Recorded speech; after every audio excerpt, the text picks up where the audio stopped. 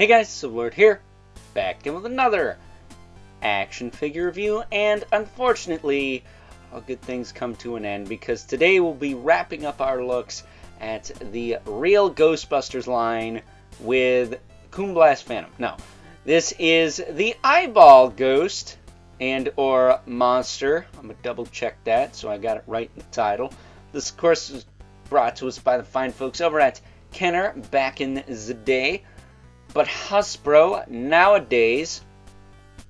But for me, it's brought to us by the fine folks over at Ollie's. Let's not kid ourselves. This thing definitely wasn't worth probably, what, the $15 that Hasbro was trying to get for it.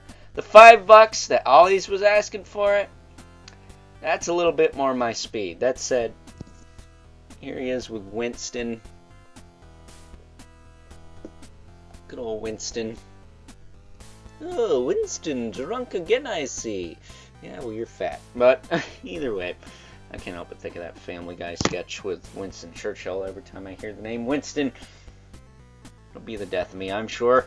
But looking at this guy, he's just a purple blob. He's a big purple blob with an eyeball. And he's a cool-looking monster. I don't care. It's simple, it's goofy, it's silly, it's stupid, it's whatever. It's a fun design.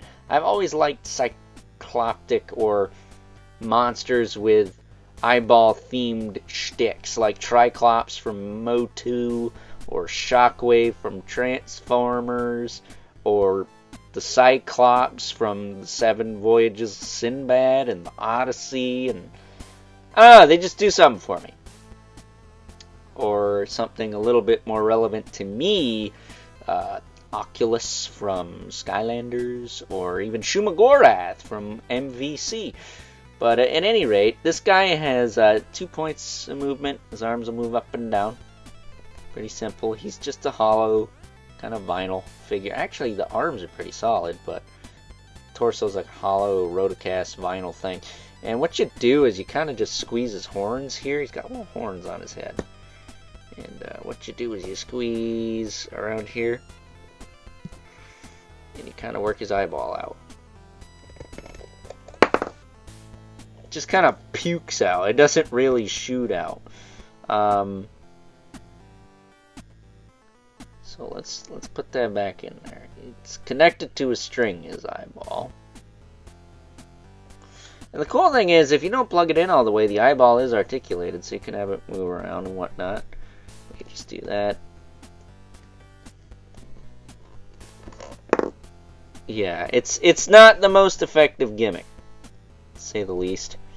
It just kind of rolls out.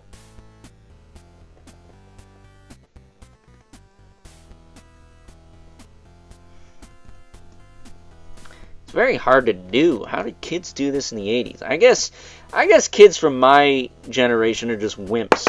There you go. They're just wimps, can't do it. But at any rate, there you go. There is Coomblast Phantom. I mean the Eyeball Ghost. Or Monster, whatever he identifies as. A he, she, they, them, was, were, whatever. Wow, I cannot get this string back in the hole. There we go. There we go.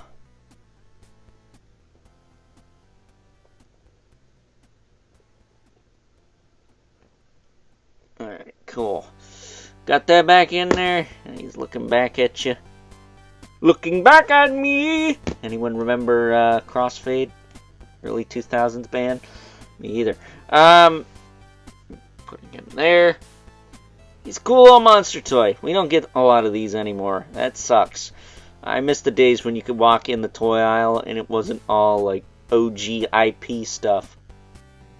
I know the Treasure X people do a little bit, but you know, you can only do so much with something that's takes you 20 minutes to open.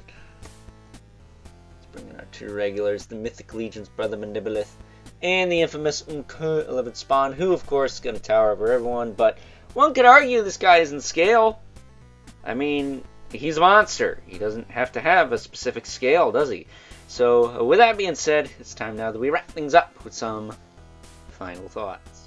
overall, and despite the fact that I do like this little eyeball monster figure here, it's kind of sad to see the end of an era for us here at Overlord Productions. I have no more Ghostbusters things to review for you guys, and that kind of sucks, because I will say, while Ghostbusters isn't my thing as far as being one of my top 5 or 3 or even 10 loves, it's a fun and creative monster line, and we don't get those anymore. Everyone's too scared to take a chance and do something different. They're like a little kid dipping their toe in the pool for the first time.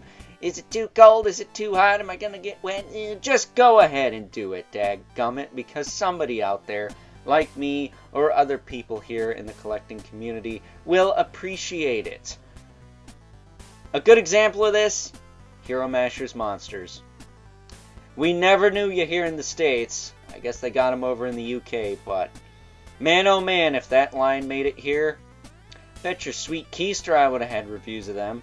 Maybe I still will. How is that, you might ask? You'll just have to wait and see. Maybe it'll happen, maybe it won't. But with that being said, at any rate, I hope you guys enjoyed this review. And until next time, I'll catch you guys later.